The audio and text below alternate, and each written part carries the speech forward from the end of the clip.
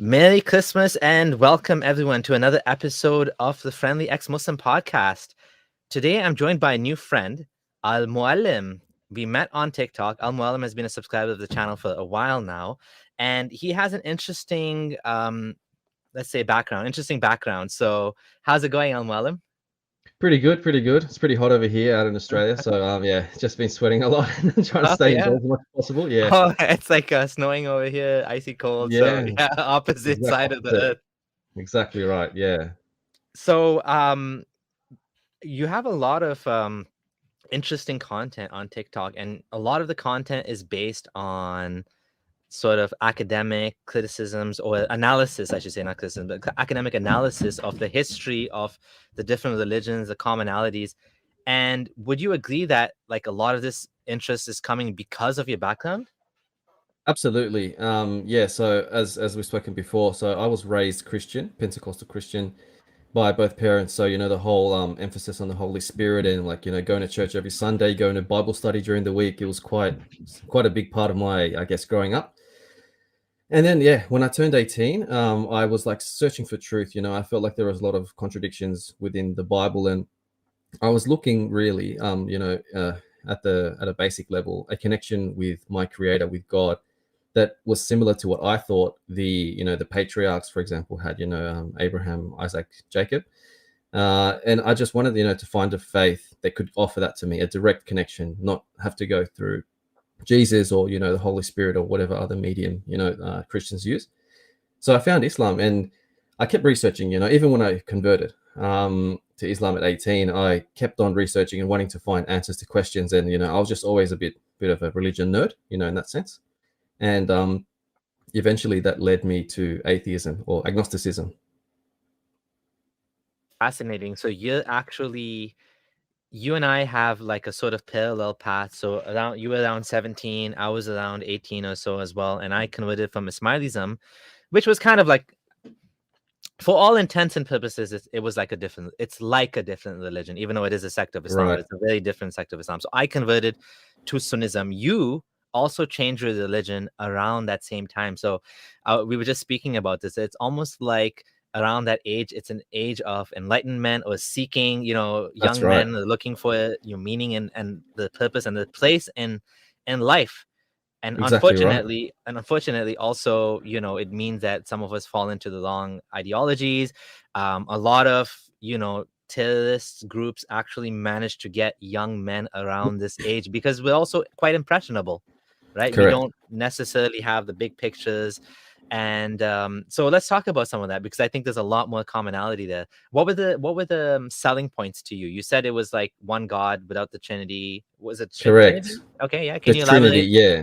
And then there was the scientific miracles as well. So if you can just elaborate a bit on that stuff. Absolutely. So I guess one of the main things that did appeal to me, because I did feel like the Christian version of God was, I guess, incorrect. They had gotten it wrong in terms of, having Jesus in the middle and having Jesus almost equal to God the Father, as it's referred to in the Old Testament. And I wanted to find something, I guess, that really offered me a clean connection, something that was, I guess, more pure, to keep it in simple terms. And Islam offered me that. I had Muslim friends, and I asked them questions. Even at an early age, I was asking lots of questions about, who is your God? What does he say? What does your text say? What does the Quran say? Etc. Etc. And so it appealed to me. This awesome connection, and it was sold that way. Islam is the restoration of pure monotheism that was always preached throughout history. That's what we're taught as Muslims, right? That's what you're sold. Like a lot of Christians, they buy into this. They say, wow, that's amazing. This is really what I'm looking for as well. Why is Jesus in the picture anyway? Jesus is just a man, etc. Historically speaking, he is just a man as well. Historically speaking, according to historians like Bart Erhman, he didn't preach that he was divine either, right? So anyway, all these little arguments, right, they come into play. And for me, it was a no-brainer, especially when I was presented with these scientific miracles. So so before we jump to that, if we can just talk about a little bit more about Christianity. Yeah. Looking back on it now, a lot of Christians are convinced with these arguments, but like the problems in the Islamic narrative that are the issues which are ahistorical, for example, Jesus not being crucified, but being replaced with another man. Well, first of all, it's a sort of unfalsifiable theory. Like if someone claims that like the guy I shot, like let's say, you know, someone murdered his wife and he said, no, I didn't shoot my wife, it's a woman that looked like her. Right. Like people will be It like, is. It's a oh, bit like that. Yeah, and you know what's interesting about that actually? yeah. So I feel like I haven't done like a summary of every single point within the Quran. I really want to do this, and I'm sure other people have tried to in the past. But every single element of Islam is traceable, right, back to an earlier text or an earlier belief. So this is not new. This isn't an innovation necessarily that Muhammad introduced, to the world. This concept, right, of Jesus appearing to be, or someone appearing to be Jesus on the cross, is called docetic Christianity. It precedes Islam. That's a fact, right? You look into Bart Erhman's work. Docetic Christians, right, comes from the word dokeo in Greek, which means to appear, right, to seem. Now, this was something that early Christians, maybe I think within 100 years, started to propose because they couldn't believe. They came up with this theology that how could God actually die, right? So they come up with this explanation. And I guess some remnants must have stayed around, I don't have the proof, necessarily myself, but I'm sure it's out there. I'm sure there are historians who have made this link already that show that this Docetic Christianity was spread around, particularly, it's the Middle East. It's not like they're that far away. It's not like we're talking about Australia and myths occurring in Australia, which somehow got transported to Arabia. Arabia's not that far from Palestine. And, we know Yeah. Muhammad was a merchant, he traveled around, and there were Christian and Jewish tribes around, in the Arabian Peninsula, as we all know. So, Docetic Christianity, this belief that Jesus appeared to have died on the cross, no doubt was the story that was circulating already. And we know that Waraka had basically translated, or he was writing the Bible. There's a hadith that says he was writing the Bible into Arabic.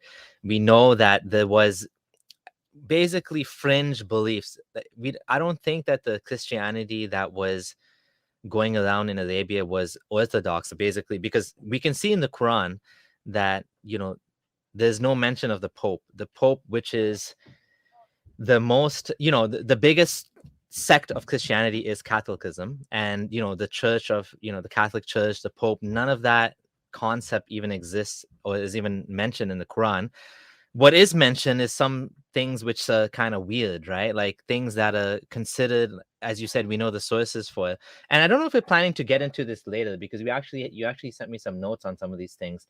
So let me know if you're going to cover it later. We can cover it later. But like things like, for example, the infancy gospel of the Syriac infancy gospel, Jesus speaking as a baby, Jesus, the clay bird story. There's a lot of these stories were like circulating in Syriac, which is, I guess, a related language to Arabic and was accessible to Muhammad, right? You're muted. Sorry, I'm on mute. Yeah, so that is the suspicion, I guess. There are some, I guess, videos that have come out. You can look up Syriac origins of the Quran on YouTube, and you'll see a little documentary. Some Germans have done some studies on that, and I guess Muslims come out and refute it and everything. But there are some connections made, right? Yeah. It's actually a very good video made by an ex-Muslim. I think his name is Sharif Gaba, Sharif right? Yeah. Gaba. Yes, he's amazing. I love that Yeah. video. I think he references one particular German scholar, throughout his videos. But essentially, yeah, there is a connection there between Syriac Christianity and Islam. Yeah, and so yeah, so we mentioned the whole thing about the crucifixion. The other issue to me was there's two more things. One is that the idea of Jesus being born from a virgin is something that we don't find in, I know Christians will disagree, but we don't find this in Mark. It comes later on in the later gospel. The idea of heaven and hell, that's something that comes later. I think you have that in your notes. We'll talk about that later. And the last thing I'm going to mention is basically the concept of the gospel. And I think you actually have that in your notes as well, the Injil. Are you going to talk about that, or should we talk about that now? The Injil, I guess we can talk about it briefly. Okay. I haven't done a lot of studies on this, but the fact is the Quran says that Jesus, and I guess people will try and reinterpret what the Quran says, but you hear multiple Islamic scholars, you could say, sheikhs online, they say, that or they propose the idea that Isa, Jesus, was walking around with a book, kitab, right? He's walking around with a book preaching. No historian of early Christianity will agree with that. None of them. He didn't walk around with a text. He walked around with a message, of an oral message, which was that the world was ending. He was an apocalypticist, and all he preached was that the world was ending and everyone needed to repent. And he thought that he was the Messiah, ushering in this new era of, basically this new era of God, the new kingdom, etc. And that's it. There's no real proof of this book. So that's what I'm going to leave with Muslims to think about. After 2,000 years, there is no proof of Jesus carrying a book around. If it is there, where is it? Yeah, to me, it seems like a big mistake because the gospel is the same name that the Christians use. So we can agree that the official doctrine is the Christian doctrine, meaning Christianity came before Islam, and Islam is describing Christianity. So that we get.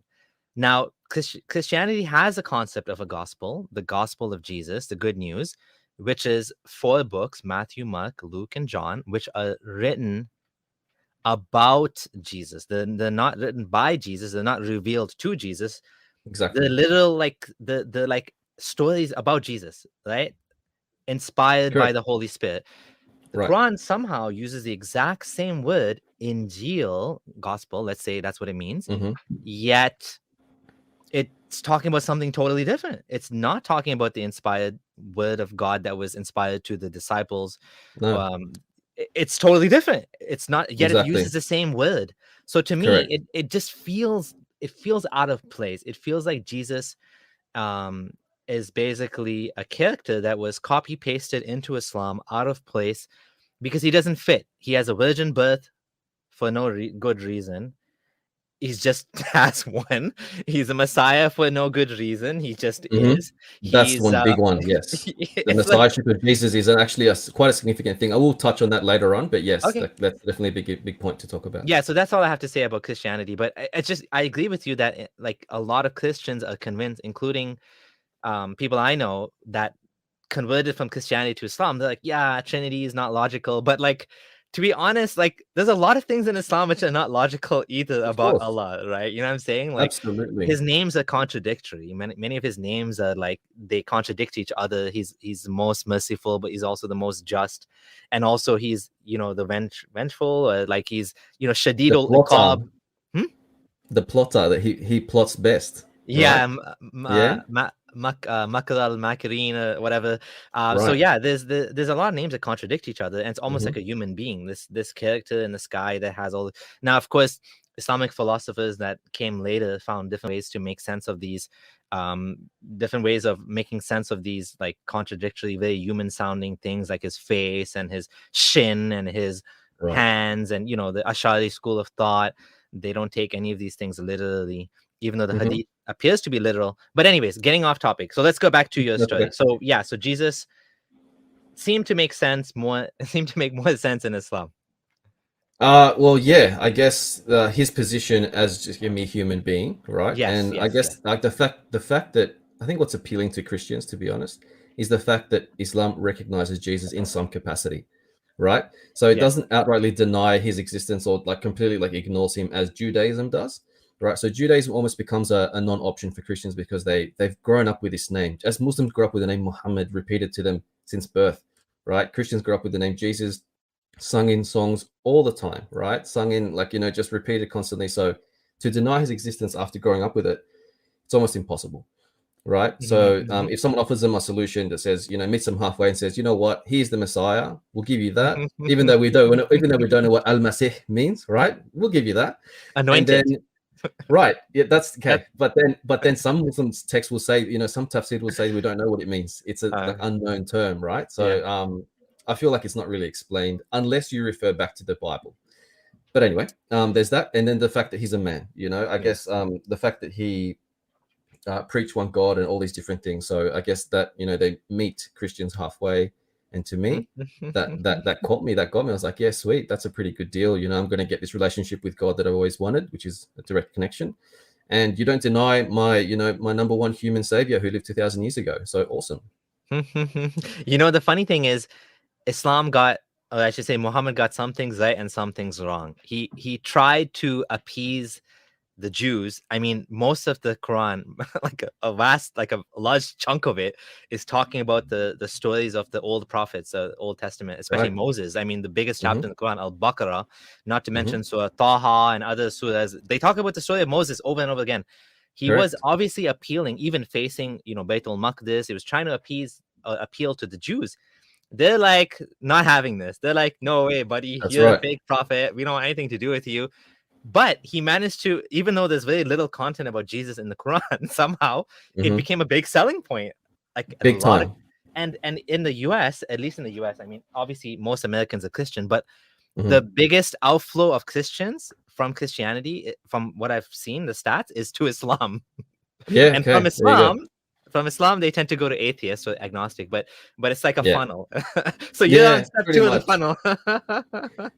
I think Christopher Hitchens, he said it once, that Islam, you see with the passage of time, you see, Christianity has 3 gods. Yeah. Islam proposes 1. So they're one step closer, to the true number, 0. I love that clip of him. I'm not a big fan of everything he says, but that's one Yeah. clip I really liked, what he says. Yeah. Yeah. So I got there in the end, I guess that's what matters. So you're atheist now. Pretty much. Like I say, I'm atheist in terms of Abrahamic. Sorry, my mask is falling down. Yeah. Abrahamic faiths. Mhm. But agnosticism, when Muslims come to me or Christians, they say, "Where did we come from then?" Right? Who created us, etc., etc. I just say, I don't know. Right? On those topics, I'm agnostic. Got it. Yeah, Yeah. I think that's a good way to put it. Just take a quick pause and quickly say thank Sure. you to hey Veiled Rose, thank you so much for the super chat, for a $5 super chat, a £5 super chat. I'm so chuffed. Please check out my TikToks. I'm just a small fish in a big ocean, but love being an ex-Muslim lesbian who's having a great life. All the power to you, Veiled Rose. Thank you for the super chat. And quickly handle the second super chat. A lot of the Christians I've met say the Bible is supposed to be interpreted metaphorically. A lot of early Christians did too. Is this true? Do you know the answer to this? I don't know. I would love to study a bit more about that. How Christians reacted and interpreted the early text, but I'm not familiar with it, to be honest. I'm skeptical. I'm truly skeptical, and the reason for that, I'm not an expert, not an academic, not a scholar, but the literal meaning is the most straightforward interpretation usually, and to say it means otherwise when it's not clear that that's the meaning, to me it's a little bit of a stretch, right? It's possible. Sure. Maybe some of the Bible, I mean, I'm not talking about the Bible, I'm just speaking in general, but like any text, typically you would take, I mean, the Quran itself, some Muslims will say this, even though less Muslims will say this, but it's a harder stretch with the Quran to do this because the Quran claims to be telling the truth of the unseen that Muhammad didn't know. Like that is how it corners itself.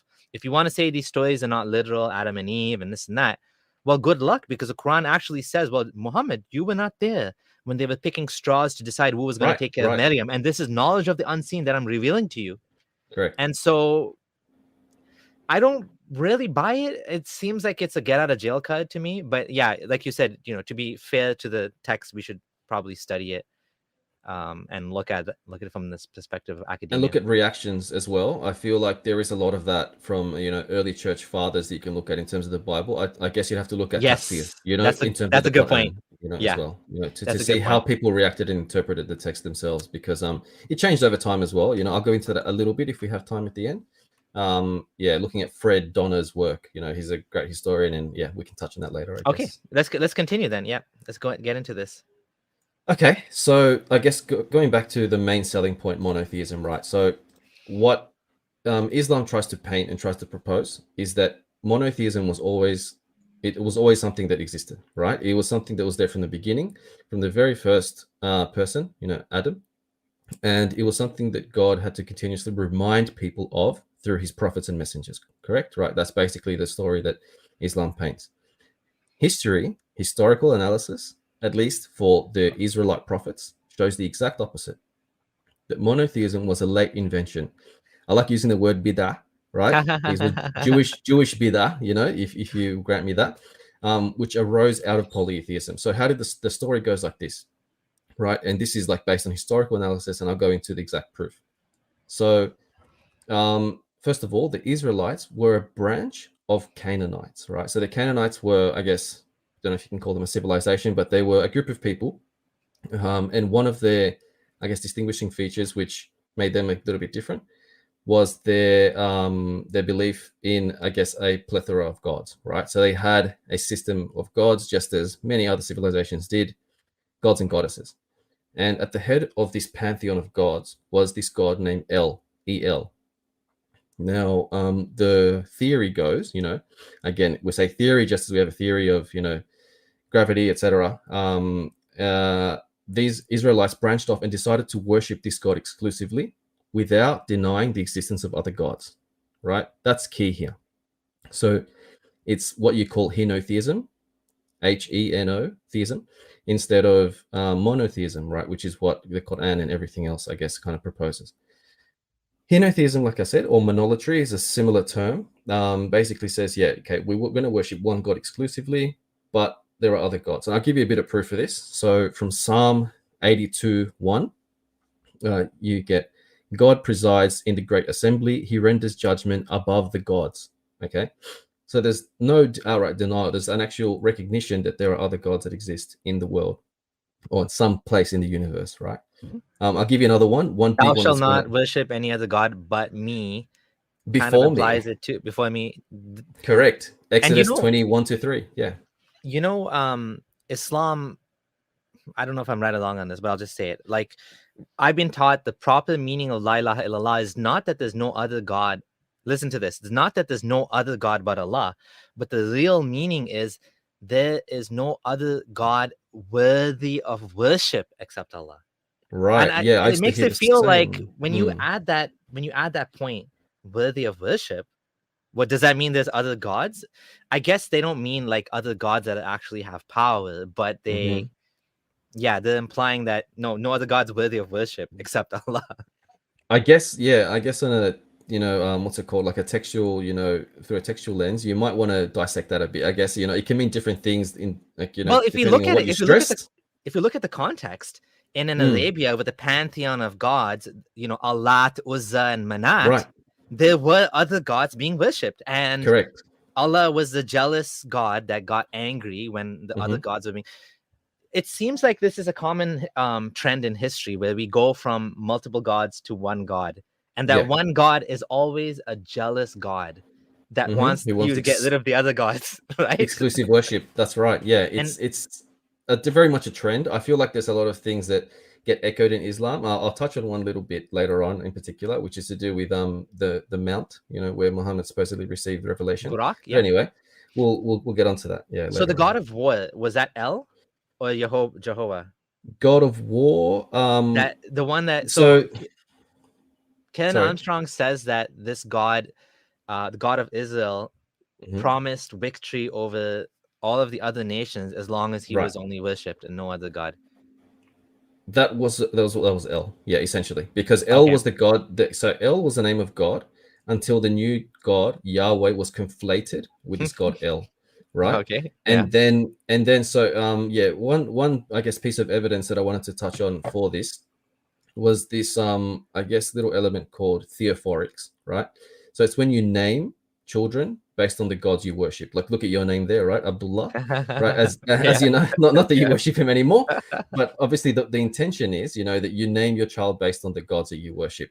So if you look at the Bible, for example, this is how historians determine at which point the God of El was replaced by the name Yahweh, is that originally older names had included names like Daniel, Israel, and my favorite one that I want to highlight here is Ishmael, right? So these are names of God? Those are names given to people, to humans. Oh, okay. Daniel means like something of God. Exactly. Yeah, exactly right. I see. Okay. And then at one point you start getting names that end in Yah, right, which capture that first part of the name Yahweh, right? So you end up with names like, wait, let me get this list up correct. It's around here somewhere. Interesting. Interesting way to figure out history. Looking at people's names. Okay, here we go. Zachariah, right? Isaiah, Jeremiah, right? I'm pronouncing it differently. Zachariah, Isaiah, Jeremiah, but but the point is the same, right? Oh, so you can look way. Yeah, so it's quite an That's interesting so way to cool. look at it, right? Yeah, Yeah. like why is it, L? I've actually got in one of my names, I've got the word L as well, in Oh one of my yeah. middle names, because my parents obviously wanted me to worship their God, the Yeah. Judeo-Christian God, and yeah, it's interesting to just think of it that way. But that's one tool that they use. The historians, like I'll name some, Christine Hayes, uses to explore and to demonstrate this transition from L, or conflation from L to Yahweh. And Mm. before this, of course, there were passages about conquering, etc. So El Yahweh, yeah, I guess there is some sort of militaristic element to that God, who promises, of course, yeah, being able to secure victory essentially in war. Definitely, that's definitely part of what he offers as his deal. Yeah, I wonder how that works, because like it doesn't actually work, but like somehow people start worshiping this god. I guess eventually there comes a time where the military success coincides with the worship of this jealous exclusive god idea, yeah, and the yeah. meme explodes, eh? Well, that's right. I mean, and funnily enough, we'll get into this a bit, but when things don't go your way, right, you start to question why. Why is your God letting you down? And this is a question that ancient writers in Israel ask themselves, right? And so they came up with all these different explanations. We'll get into what they actually came up with as a solution to this problem. Right. So, And okay, let me see what else I want to. one quick thing while you're Yeah, sorry, I go just on. want to say people are saying you and Apostate Aladdin are clones. You look very similar. And Apostate Aladdin's in the chat. He's like, this guy seems like me, but better spoken with a cooler accent. Oh That's a man. big compliment. I really appreciate that. Thanks a lot. Okay. Okay, so yeah, All you were right. gonna say? So Yeah. yeah, let me get into this again. So let me just read something from a speech that Mark S. Smith, a historian of the Old Testament, the Hebrew Bible, sorry. Sorry, I should have made a disclaimer at the beginning.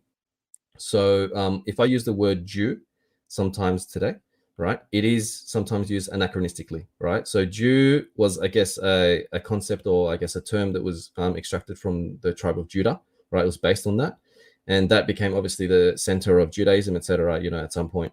Not that necessarily was always the case, right? So Jew isn't used anachronistically to define ancient Israelites, but where I can, I'll use the term ancient Israelites to mean what preceded Judaism. And just to clarify, people that don't know, anachronistically means we're kind of like backdating the term, meaning that Right. term doesn't necessarily make sense because they didn't call themselves Jews back when we're talking. Eventually, they're known as Jews, but early on they weren't. So that's what he means by anachronistically. Yeah. Thanks for clarifying. Yeah, Excuse me. That's no important. worries. Yeah. Okay. So Mark S. Smith, right? He spoke at the Tangier Global Forum 2017. This is from a video you can look up online. Mark S. Smith. So he says, comparing the god El from the Canaanite pantheon to El in the Bible. Okay. They both sit in the heavenly council. They issue divine decrees. They're both depicted as old men with white beards. They're both regarded as compassionate and merciful. Furthermore, their comparisons are not only general and thematic, but also come with some very specific cultural associations. For example, El has a wife. His wife's name is Asherah. And in the Bible, the Asherah is associated with Yahweh, right? Sorry, give me 1 second again. Yeah, no worries. Yeah, I've heard this before. It's interesting about God having a wife. How do Right. they? And Karen Armstrong mentioned some other things. She says when you read the Bible, you can tell there's two different authors, kind of like two different gods being described, and the authors kind of describe God with a different flavor. The older author described God more anthropomorphically, meaning God Absolutely. wrestling with Jacob, and like Yeah. walking in the forest, not the forest, in the garden. Garden of Eden. Yeah, exactly. So one historian that I like to look at, the one that I've read, is Richard Friedman, Friedman. So he looks at this source theory, right? Source criticism of the Torah in particular, right? And exactly what you're describing. So basically his proposal is, and this is, I guess, a consensus, right? This isn't something that's disputed by critical scholars of the Old Testament. They look at different language and terms used in the Torah, right? They see repetition of stories, right? Christians who are listening, are people familiar with the Bible? There are two Genesis stories. Not that you might be aware of that, but you can go look at it yourself. There's one in Genesis 1 and one in Genesis 2. And the order of what comes first is actually different, right? So in Genesis 2, if I'm not mistaken, I didn't prepare notes for this, but man comes first, right? Man is not the final creation. In Genesis 1, he is the final creation. He's the epitome of creation. And really, it's woman, the woman who's the epitome of creation, is a funny fact. But anyway, what I'm trying to show is that there are different sources that were used to compose the Torah, right? The Torah that's referred to in the Quran itself. So I'll touch on this a little bit later. But essentially, what you're saying is that, in some parts, in one of these sources, God is portrayed as more of a man, with human figures, with human appearances and Features, features. He's jealous, he's actually appears physically, whereas in the other source, he appears more distant, right? He's more omnipotent, etc. He's like someone who you can't really contend with as much. He's more distant. Exactly. He's more unknown. He's more like a mystery, right? Exactly right. Exactly. Yeah, and I would say with Islam, sorry for interrupting you. No, I would say with Islam, we don't have, because it was written much, in a much more compact, amount of time. I think the change in Allah happened after Muhammad's death in the way the scholars interpreted him. Meaning, again, the influence of Greek philosophy, the Mutalizites, the Asharis, basically because the idea of God as a man, it seems obvious that God is a big man in Islam. Allah has shin and legs, and like the hadith talks about him putting his leg in the hellfire and like rolling up the heavens with his hands, and like he seems like a big man in the sky, like a literal sky. Right. Yeah. But Muslims will say no, God's not like that, right? Salafis will say it's not metaphorical. It's just we don't understand what his hands are. But the Asharis and they'll say no, his hands means his power. His throne means his dominion. Like it's unfalsifiable, and it's also frankly more coherent, because man in the sky makes no sense. Like it's stupid. It's just dumb. Like to believe that, you got to be an idiot. Like seriously, because Allah comes down to the lowest heaven every night. What is he, a yo-yo? And he's not even a yo-yo, because lowest heaven every night, it's always night somewhere in the world. So he's basically stuck. He's trapped. Like he's in hell. Like Constantly. like in Doctor Strange, where the guy goes into an infinite loop at the end and he traps this big monster because he keeps looping. Allah is trapped in the lowest heaven because it's always night. He can never go back up. But the hadith says he comes down. So logically, this is like, and the reason why Muhammad got stuck in this is because he didn't realize about time zones, right? Yeah, it's a flat earth thing as well, right? I mean, I feel like there's elements of both. Some people say, oh yeah, the Quran describes the earth as a kind of, an egg shape, etc. People propose an ostrich shape, etc. Whatever. Yeah, but there's also there's other things that that point to a belief in a more flat earth, right? Like literally laid out like a carpet. Everything else does. Yeah. It is a flat earth. It's not explicit, but it's always implied. Like you said, spread out like a bed. Even the Qibla, how, like, if you have a ball and you're pointing towards the Kaaba, like it's like your direction you're pointing has to like zoom around the earth and go back. Right. Which makes on a flat earth, okay, it makes sense. Like you point towards the Kaaba. Exactly. Like, you know what I'm saying? So correct. It's not explicit, but it is there. That's the thing. I feel like you always find remnants of older beliefs, and they contradict. And it's from an agnostic perspective, it makes sense. It's fine, because we have the hand of man making changes to religion, constantly, and it's fine. Yes. It's only when you have a this belief that, oh no, it has to make sense. This all has to agree, and it's all from Allah. It's all from the divine. Then you have problems. And frankly speaking, the Quran is more coherent when you think of it as written by a 7th century unlettered, whether he was actually unlettered or not, who knows, but someone from the 7th century, because the way it describes the world is how they believe the world. When you said we can find an explanation for all of the stories in the Quran from other sources, we can also find an explanation for the scientific, not even scientific, I don't want to say scientific because I think that's kind of like a misnomer. For the physical or natural descriptions in the Quran, they make a lot more sense according to the 7th century. Pillars that hold up the sky that you can't see, the sun and moon going in an orbit, chasing each other, like the Day of Judgment, the sun and moon are gonna clap. The sun and moon, it's like they're not even close to each other. Like how would they collide unless you're like some guy that looks up the sky? You're like, oh sun, oh moon. Exactly. Correct. Exactly. Yeah. No, I think there's plenty of evidence for that. Plenty of evidence to suggest that it is a product of his time. And I think any historian, honest historian that doesn't come from a theological perspective will admit that.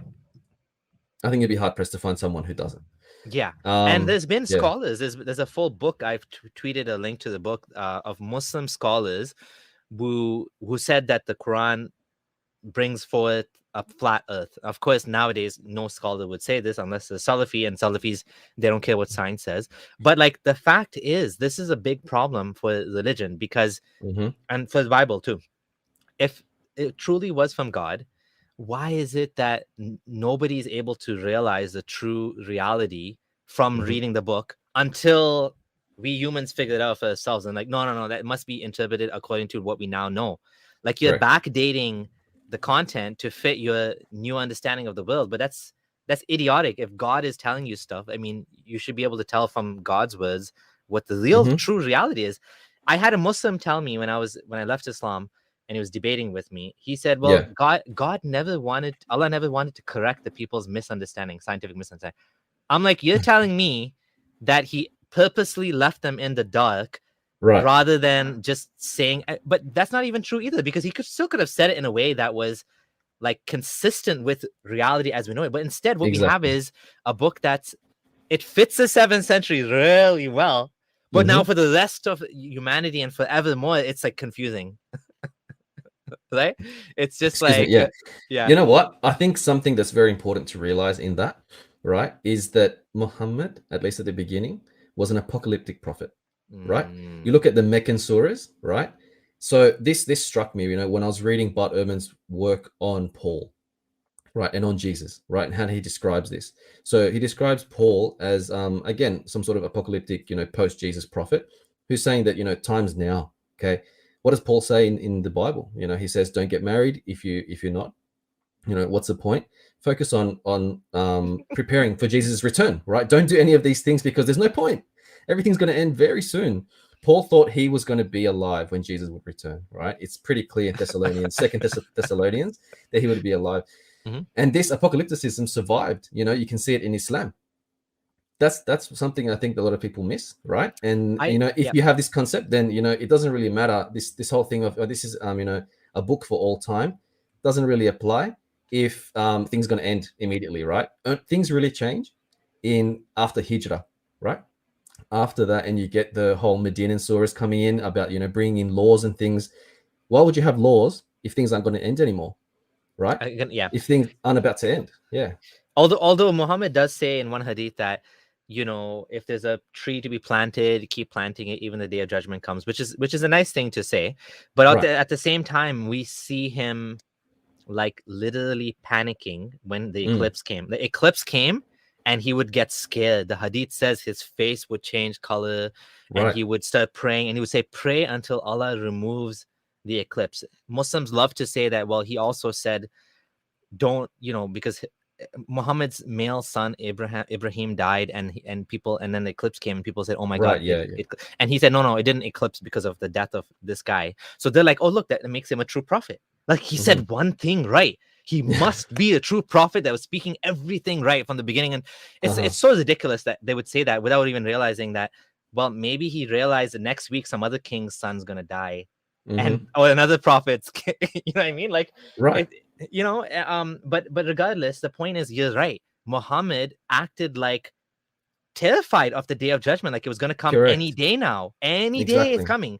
And that's how he preached. And I think that's one way cult leaders keep the tribes or the cult under control, is they constantly preach the end is coming. The fear. I forget, I always get confused between Mormons and Jehovah's Witnesses, but they had the same issue. 1953 or something, there was this big thing coming and everyone had to be prepared, and a bunch of them, I sold all of the belongings. Of course, it came and went, nothing happened. And then again, they set another date, 71 now, this time is the day of judgment is coming again. It never came. It's just like, it's an easy way to control people, is just keep them scared, right? Absolutely. Yeah. You're right. Excuse me. It's still explored today. It's still exploited today, I should say. With cult leaders and things. And like, it's funny, I never drew that, I guess, similarity between cult leaders today and Muhammad. But anyway, that's a very interesting parallel. There is, studying cults.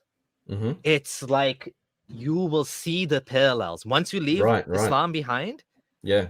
I'm not like, again, I've talked about this before. I'm not saying all Muslims are in a cult. I don't like to say that. I don't think it makes sense to say that. It depends Sure. on from Muslim to Muslim, and Mhm. depends on the surroundings and the sheikh and the teachings, what they're taught. Do they isolate themselves from others? Are they told not to talk to other people? Are they not allowed to read other books? Because there's different types of Muslims, and many Muslims, they just, they're just Muslim, or they're not really in a cult. But some Muslims like me, I was more in like a cult because I didn't Okay. have many non-Muslim friends. I was not reading any books. It depends from person to person. Mhm. But the point I'm trying to make is, studying cults, you will be like, you'll see the same thing that you Yeah. were taught. It's the same. Like, all cult Mhm. leaders use the same mind control techniques, and it's sad that we fell for that, and Mhm. but thankfully we got out. So Yeah, good for you. I mean, that's all you can say, right? At the end, you realize what the truth was, and yeah, we've come to now a conclusion that it's really all man-made. I think that's what I like to say. I don't like to like slander too much and say it's rubbish or etc. But yeah. it is basically man-made, and because the fact is you can point everything back to earlier text. That's one of my biggest, I guess, Yep. convincing points. When I try to rationalize everything. Yeah, but Yeah. Muslims will say, they'll say, well, you can point to earlier text because it's a continuation of the same message. Right, but what's funny, this is one of the inconsistencies. Another one of the many inconsistencies of Islam. Muslims love to quote Bart Erhman, don't they? When it comes to talking about the corruption, of the gospel, The Bible, right? yeah. Or the gospels or the Bible, they love it. But when he talks about, for example, so I've got a book here. I can read a quote actually, as I discussed before. Let me just read a little quote. So this is from the book called Forged by Bart Erhman. Sorry, here. Mm-hmm. Right. So this is, for me, it's page 237. So he talks about here the infancy gospel of Thomas, right?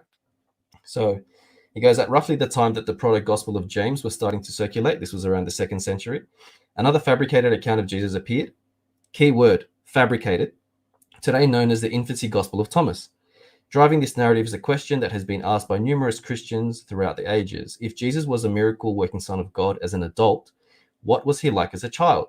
The infancy gospel contains stories about Jesus between the ages of 5 and 12. Let me skip ahead. So the account begins with Jesus as a 5-year-old playing by the stream near his home in Nazareth. The young Jesus gathers some of the water of the stream into a pool and orders it to become pure. It does so, and by his word alone. Jesus then stoops down and forms 12 birds out of mud. This is a forgery, Christian forgery from the 6th and 2nd century, right? So even though it has a parallel, and Christian and Muslims might say, same source, Allah. Well, you have a historian who you quote, who you love to quote, saying that it's a forgery, right? It's completely man-made. But they'll also say that Bart Erhman, okay, well, that doesn't really work here, but I'll tell you this, it doesn't work here. But they'll say, when Bart Erhman says anything, sometimes this happened recently when he was on Muhammad Hijab's and him were talking. They're like, yeah, he's an atheist. What do you expect him to say? Like, Jesus is a prophet, Jesus is God. Like, exactly. That's the comeback. Right. What do you say to that? Okay.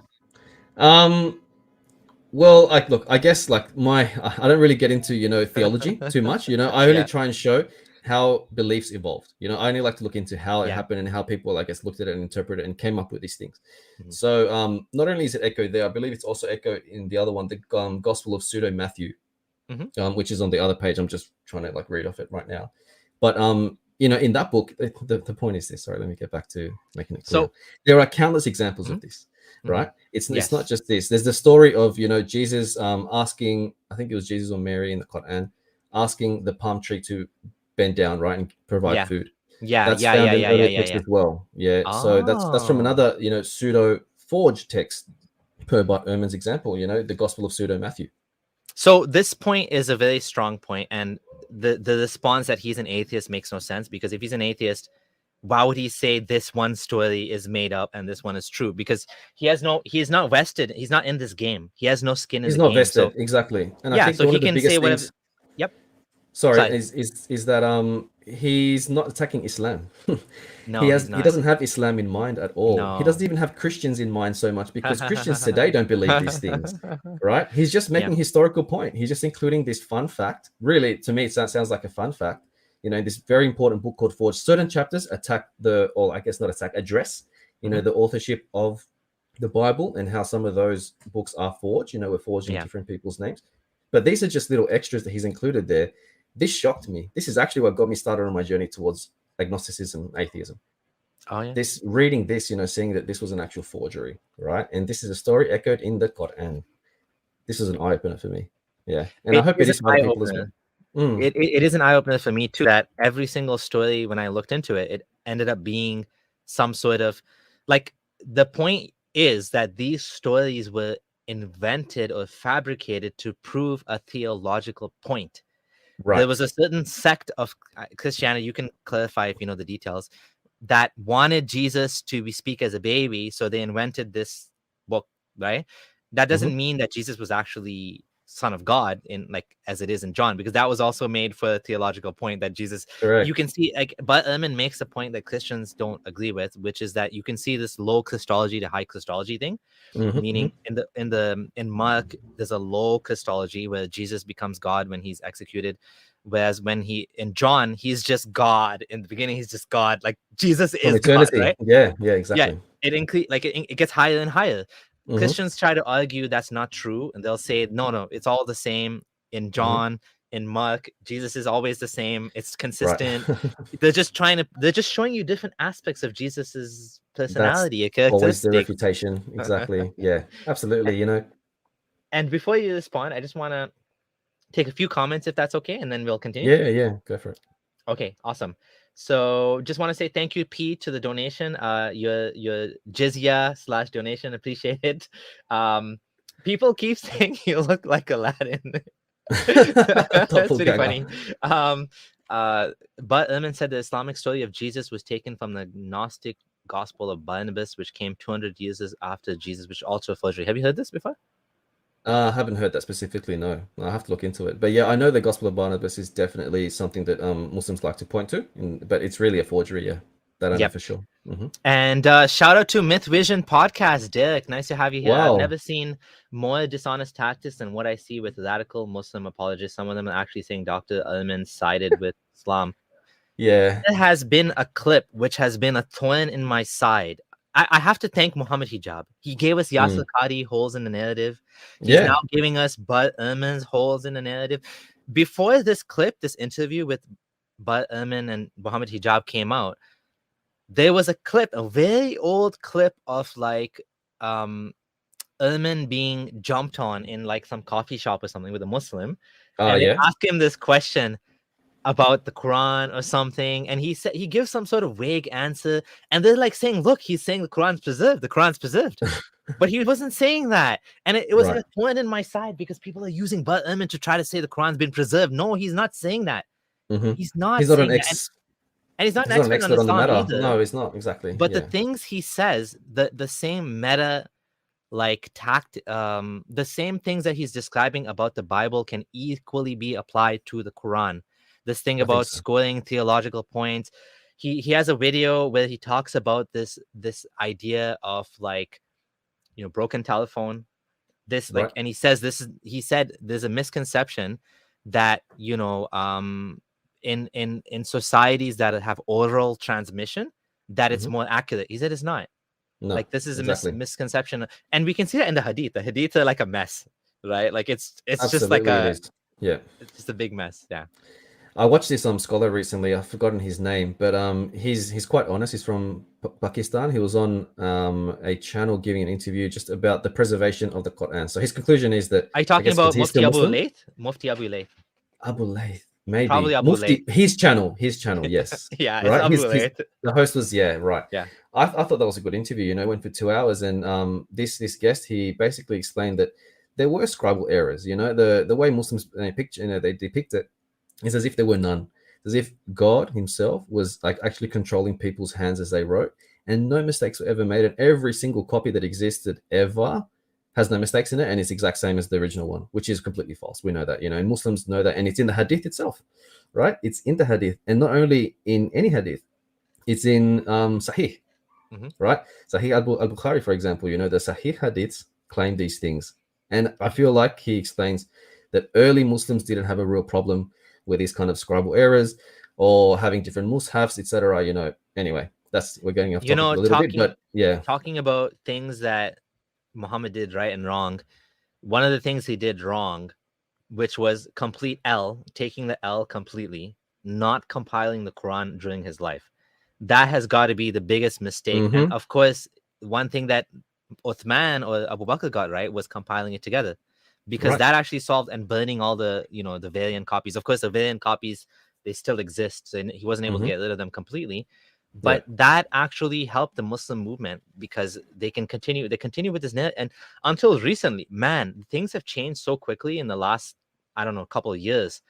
Until recently, we had people like Yasir Qadhi still spouting this nonsense about letter for letter, dot for dot. Yusuf Estes is not a scholar, but I heard him as a Muslim saying the same thing, and I believed him.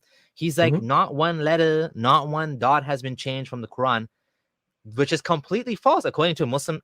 Even Islamic sources say that's not the case, right? Correct. So they, like you said, they were okay with this idea of variant readings and all of these things. Now, of course, things are becoming much more public. I think academia is getting popularized, and people are seeing what the reality is, which is amazing, which is just fantastic. Exactly right. I think we're getting back to what it originally was seen as, which is that, exactly, there were no problems with these variant readings, with, there's different, even copies, So one of my favorite hadith to quote to people is Sahih al-Bukhari 5005. Right. Which one is that? Yeah. So it's where supposedly Umar, right, is retelling, is explaining how they rely on a different version of the Quran than the version that Ubay ibn Ka'b had. Right. I don't know if you ever heard of it. Right? Yeah. The Ubay Codex. The Ubay Codex is different, right? And they had no problem admitting this, right? This is a big admission, and he made it. It's not only some random guy; it's Umar, right? One of the caliphs. So, anyway, that's just one proof within the text. It's not something that Western scholars are trying to dig at. This is within your own sources. Yep. So going back to Bible and the history of monotheism, where were we? Yeah. I was getting up to, so I read a quote from Mark S. Smith. Can you give me a second? Let me take a quick water break if you don't mind. Yep. While you're doing that, let me just go to the comments. Okay, I'm just going to highlight this one comment, which was interesting. The reason Muhammad did not compile the Quran is because he thought the world will end and there was no need for it. It does seem to be the case that Muhammad did not care what happened after he died. Like, he didn't leave anyone in charge explicitly. He didn't compile the Quran as a book. Like I said, he took the L. Like, he didn't do a good job. He had only one job to do, to be a prophet, leave his community with some guidance. He didn't even do that well. Muhammad dies. There's chaos everywhere. That's enough about that. Let's get back to the main discussion. Yeah. Okay, cool. Just one little point on that. I think that, I don't like to discuss theology too much, but if you have an all-seeing, omnipotent, omniscient God, who knows the future, then really you have to ask why he didn't plan properly, right? Why he left it, all up in the air, especially for the next leader. That was just amazing, I think. So, but when you say you don't like to discuss theology, what do you focus on then? Just like the history, the anthropology? History. Yeah. So I guess the only time I touch on theology is when it's something that I guess you can show an evolution of theology, of thinking, within the text. So again, that's more history. That's what I like to kind of look at, because I think it's more solid and more convincing personally for me. But maybe for others, looking at theology and the flaws and the holes in it, perhaps are more convincing for others. Yeah. Yep. Alrighty. Yeah. So I want to just do a plug. Give me 1 second. Okay. Well, I'll do it. Yeah. So if you can just give me 1 second. Cool. Just to bring it up on the screen. I'm going to do a plug for your TikTok here. So share. Oh, awesome. Screen. And next time we're going to do this again. We're going to have actual slides. So that'll be great. Okay. Yeah. I just want to make sure I share the right window here. Is it this one? Oh, actually, I'll just do one tab. It'll be easier. Actually, no. Okay. I think I got it. Boom. Can we see this? Oh yeah, there we go. All right. So if you guys would like to check out Al-Muealim on TikTok, he has some great content on there. Are you on YouTube as well? I am, yeah. So my channel's called Questioning God. It's pretty new. I've only got 2 videos up there, but yeah. Okay. Are you planning to work on it at all? Yes, of course, big time. Yeah. Awesome. Okay, so I will add the link in the description for those of you who are interested and would like to subscribe. Do subscribe to Al-Mualim's channel. His content is great. Obviously, TikTok, they're like kind of short, but there's good content on there. And if you enjoyed this conversation, I would love to see you guys subscribe to his TikTok and also his YouTube. I don't have the link handy right now, but I'll put it right after. One more thing, if those of you who are enjoying the show, please do consider joining my Patreon. The link is there in the description as well. Any support that you give is helpful, and I most appreciate it. Alrighty, so back to the topic. Awesome. Okay, so one little, I guess, piece of evidence that I want to kind of look at is something from Mark S. Smith again. So looking at how monotheism evolved from polytheism. So I just want to read a quote. It's a bit long, but bear with me, right? There's a lot of good content in here. So it's from the book called Origins of Biblical Monotheism. So it goes, indeed, the Bible hardly provides an objective or complete picture of Israel's religion because of significant editorial selection. So going back to that point we were talking about before, the final editors of the Bible made changes. They were monotheists, so they made changes to the original text, right, which were already polytheistic, but they gave it a monotheistic flavor. So it's the exact opposite of what the Quran describes, right? You know, the Quran describes that we went from a pure monotheistic message and that later it was corrupted into polytheism. The exact opposite is what historians claim. Let me continue. Fortunately, biblical criticisms of polytheism preserve some vestiges of information about polytheism into the late monarchic period. Furthermore, most scholars believe that inscriptional evidence of Yahweh and his Asherah has provided extra biblical evidence for polytheism. Iconographic representation of what may be from an Iron Age Judean goddess and archaeological evidence of female pillar figurines dating to the same period have been added to this reconstruction. Last paragraph. Even if we do not know of the biblical references to other deities, this extra biblical evidence alone suggests a polytheistic situation in Israel. In fact, the biblical critiques of polytheism suffice to show that various forms of polytheism represented the range of religious devotion to the cult of the national god. So basically, that's like what Bart Erhman shows, you know, as well. He argues about Christianity is that you wouldn't make laws about anything unless people were already committing those crimes or committing, you know, these kinds of sins, right? So this, you know, kind of polemic, you know, against polytheism only existed because it was something was occurring, right? Similar to that. Mm-hmm. Yeah. So last few words. In other words, the later dominant paradigm of a single national god with divine workers was only one version of devotion available in Iron Age Israel. Only later was the process of telescoping divinity into a single divine king and his servants completed. So in short, monotheism is a late invention, right? According to historians. Yeah, and that's another issue with Islam, because like you said, Islam claims that it was corrupted. Monotheism was corrupted and then it became polytheistic. But when we study ancient religions, when we look at the actual Bible and we look at pre-biblical religion, it was always polytheistic. It seems like human beings seem to, you know, talking about fitra is the natural inclination of humans. It seems like we're naturally polytheistic. That's right. Yeah, exactly. You know, our ancestors. Sorry, go ahead. Yeah, go ahead. I was just gonna say, why is it that like everywhere we look, we see polytheism, and it's just the monotheism has to like come with a sword and crush the polytheism. The polytheism seems to be just there everywhere. You know what I mean? Basically, I think that's more natural, in my opinion. You know, you can't explain something like rain or thunder or something. You think, oh, there must be some sort of divine being out there controlling that. There must be something controlling the river, the flow of the river that happens, you know, not too far from my house down here. I'm talking about thousands of years ago, right? How our ancestors would have interpreted these, I guess, phenomena, natural phenomena. Yeah, basically, they just gave it God's names. Yeah, yeah. And there's a very human thing behind this. It's attributing agency is a very human thing to do, and there's an evolutionary reason for this. Okay. If you're walking at night, and there's a noise, there's two possibilities.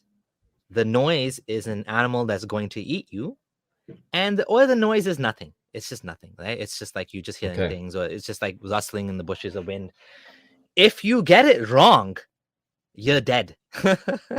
So there's a tendency towards like attributing agency to things that don't have it. It's because it's better you think it's a lion, or you're a little bit scared the guy's gonna stab you. Some guy is you're walking in the, you know, at dark at night or whatever, and the guys, you think it's better you think it's someone and be wrong than you just, you know. And so over I guess millions of years or hundreds of thousands of years, we have these tendencies that have evolutionary reasons, and one of them is to attribute agency to non living things, right? And so the idea of God, I mean, it you know, when people try to use this, and Jordan Peterson actually brought this up with Muhammad Hijab brought it up with Jordan Peterson, where he said, you know, fitra and believe in God, and Jordan Peterson's like, yeah, it's an interesting way of proving God or whatever. I think it's actually a dumb way of proving God, because evolution tells us why. It's because of survival. It's a survival mechanism. It doesn't make it true. And it's a naturalistic fallacy, because just because something is that way doesn't make that a good thing. You know what I mean? Sure. Yeah, exactly right. No, I agree. That's fascinating. I never thought of it that way, but yeah, I feel like attributing, you know, you even hear of things like, you know, this is a bit of a tangent, but when you know, see something that may have a slightly human face, like when you look up at the clouds, for example, you know, you see things there, you form images in your head, you try and make sense of it in a way that, like, I guess connects with you, you know? Okay. Bonus points to whoever in the chat says the word for that. There's a word for that. There is a word for it. Yeah, I can't. Come on, guys. Someone tell me. Not Pandora's box. That's not the word. No, it's totally wrong. Okay, we'll keep talking, but someone tell me what the name is. The name is for this thing about seeing faces and seeing patterns in random noise. Anyways, we'll continue talking. Okay. While we wait for that. So, look, I just want to drop a few extra names in there of people's work. So I've already mentioned Richard Friedman. I've already mentioned Mark S. Smith. I want to mention one more, Christine Hayes, Hayes. Pareidolia. Is that it? Yes, that's the word I was looking for. There we go. Learn something today. It's spelled wrong, but that's fine. That's the word, pareidolia. So okay. Not anthropomorphic. Anthropomorphic means like you're kind of, you're giving human like this is a very human thing again. It doesn't mean there's actually faces in the sky. Exactly right. Yeah. Smoking magic mushrooms. Okay, anyways, continue. Yeah, so you're dropping some interest. So by the way, when we're done, if you can actually send me a list of these names and the books, I'll actually put them in the description. Yeah. Perfect. Yeah. Christine Hayes has a good lecture series. It's easy to watch. She's got a great speaking voice. She's a really great lecturer. So Hayes from Yale Uni. Yeah, it's in Introduction to the Old Testament is what it's called. 24-part series. I've watched it 3 times. It's really, really interesting. Oh, wow. Okay, so enough about monotheism, but I'll touch on her work again in the next section. So I want to talk about the afterlife now. So as as we know, anyone who's familiar with the Bible, you know, will know that in the Old Testament, hell and heaven are non-existent as forms of punishment and reward. Period. You know, there's basically none. There's basically zero mention of it. What is mentioned instead is a place called Sheol, right? Sheol, which is a neutral underworld where everybody goes, right? There's no reward and punishment system really until the later period. Sorry, I should clarify what I just said. So in the earliest text, there's only mention of Sheol. It's only in the later text where you see this kind of apocalyptic thinking that, you know, there's going to be a reward and punishment, but it's nothing like what's described in the Christian text or the Quranic text. Early text means like the Talmud or the Torah, or looking at the Torah, specifically the Torah. Yeah. So, and even in, you know, the book of Job, you know, Ayub, talking, you know, in Arabic speak. Yeah, Ayub. Yeah. Ayub in the book that's titled after him. I'm going to mention Satan in a few minutes, but Satan is really someone who is an angel of God who exists within the heavenly council and has no power besides what God grants him, and he lives with God essentially. Like, you know, he's in heaven. But anyway, we'll touch on that in a second. I want to talk about that. I really want to talk about that. Said Reynolds. Do you know Said Reynolds? Professor Gabriel Said Reynolds. He's a Christian academic. He speaks about Islam, writes about Islam. He has an article on Satan. It's amazing. I wanted to make a video on this, but I never got a chance. Yeah. I think this is another mistake in Islam. Satan is an angel. He's not a jinn. In Islam, what happens is Allah says to the angels, to the angels. Allah says to the angels, bow down to Adam, and they all bow down except Iblis. Now, what does that imply? That they're all angels. That Iblis is an angel. But then later on, Quran says Iblis was a jinn. Right. What the hell is going on here? yeah, definitely a contradiction. So what they say, he was a special jinn that was among the angels. Right. Yeah. I've heard this there's before. evidence from like Syed Reynolds has actually an article that shows that like this, like again, this is like a copy paste mistake. This is like you're trying to take an idea from another story, you bring it into your story, and you don't. I don't know why he changed him into a. What was the point of making him into a jinn anyways? I have no idea. Maybe that's just like the local flavor of Arabia. You know, we're gonna need some jinns in the story, man. You can't just have angels, like, you know, because they believed in jinns and stuff. And I don't know why he ended up being a jinn. I think the only explanation you have of that is a theological one, right? Because supposedly angels can't sin, right? They can't actually turn against the creator, whereas jinns can. Jinns have, like, I guess, that autonomy that us humans have. That's the only thing I can think of in terms of why he would have been labeled that way. But Satan, look, again, looking at the oldest text. So this is consistent throughout the Old Testament. Unlike, I made a mistake before when I misspoke when I said that there's no heaven and hell in the Old Testament. There is, but it's a later edition, and I will touch on that later on. Yeah. But so Satan, in the Old Testament, so one book that I really like to point to is The Origin of Satan, right, by Elaine Pagels, historian. So essentially, it's this development, right? In the Old Testament, he's barely mentioned. Let me just read this little bit that she has here in her book. So it's this book, Origin of Satan. But Erhman mentions this too. Right. Yeah, he has a book called Heaven and Hell. I'm sure he touches on it there. So she says, rereading biblical and extra-biblical accounts of angels, I learned, first of all, what many scholars have pointed out, that while angels often appear in the Hebrew Bible, Satan, along with other fallen angels or demonic beings, is virtually absent, right? So Satan starts off as essentially something that is just a blockage, right? It's ha-Satan just means something that is an obstacle in your path, right? It has many different other, definitions, but one of them is that. I want to read this quote from one of Christine Hayes's lectures about this. So she says, and it's in one of my videos actually on my TikTok page. So she says, I say the Satan deliberately, the Satan. The Satan is certainly not the devil. There's no such notion in the Hebrew Bible. The phrase the Satan occurs 4 times in the Hebrew Bible, in Job, in Numbers 22, and in Zechariah 3. The Satan is simply a member of the divine council, one of God's minions whose functions it is to investigate affairs here on earth and to act as a kind of prosecuting attorney. He needs to bring evildoers to justice, and it's only later in Jewish and especially Christian thought that the term loses the definite article, the, and becomes a proper name, capital S, Satan, for an enemy or opponent of God.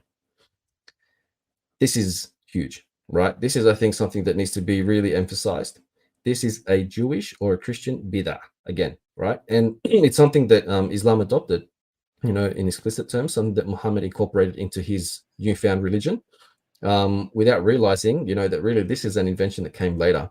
The earliest prophets, you could say, if you talk about, for example, Moses, wouldn't have believed in this at all. This wasn't a concept that they really concerned themselves with, Satan.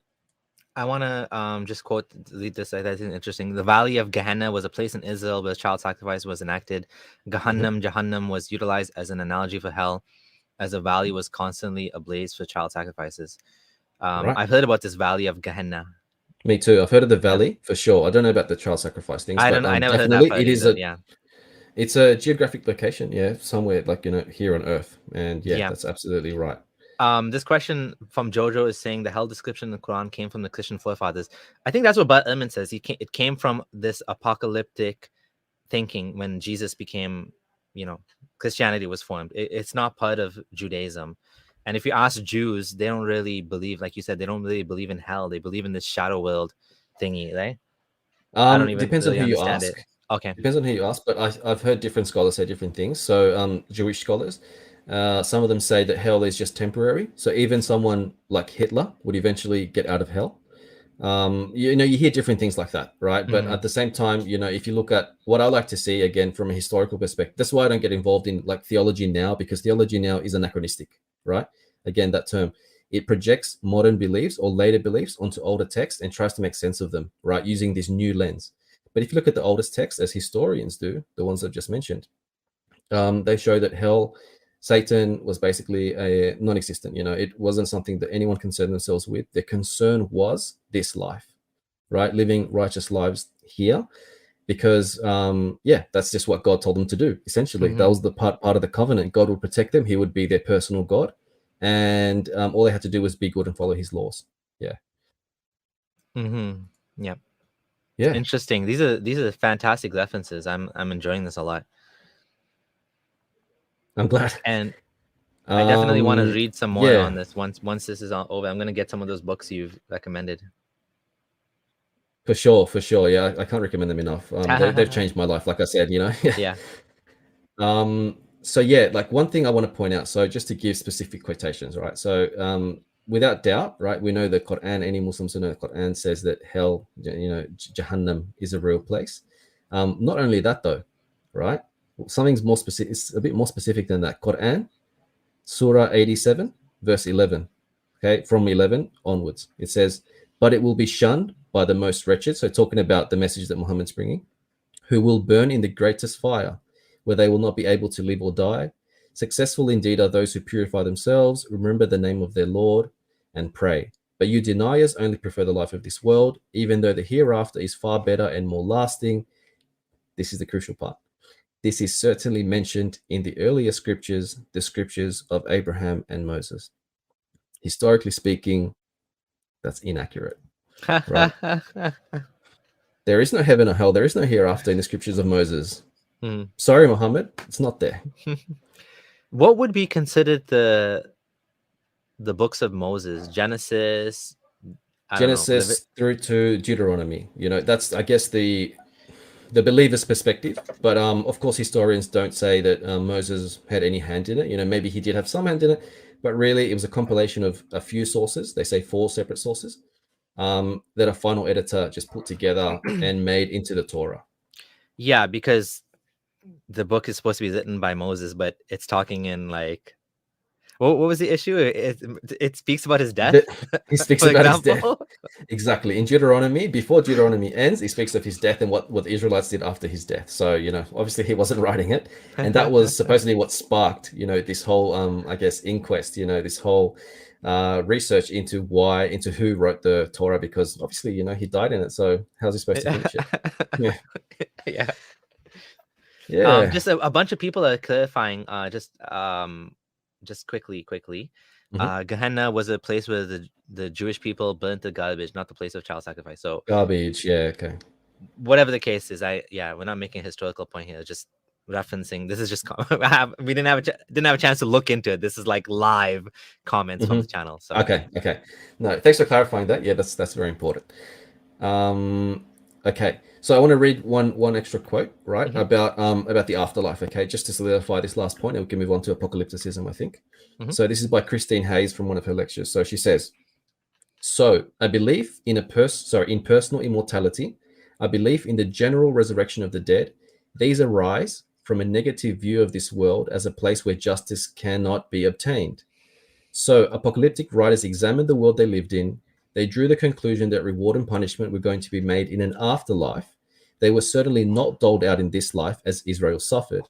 And this is a marked break from the general conviction of the Hebrew Bible that human life is limited to this world, and that the fundamental concern of humans and God is morality in this life and not immortality in another." That last bit's, I love it. But I think that's so important to realize, just to really hone in, that, this is a historian saying these things. I'm not making this up.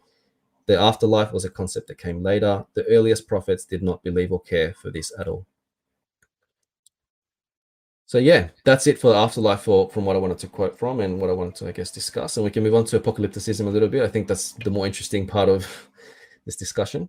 Yeah, it just goes to show you that, like, reading books, and not just reading random books, but reading books from experts, reading books from academics, this is the way to the truth. This is the way to enlightenment. This is the way to get out of dogma.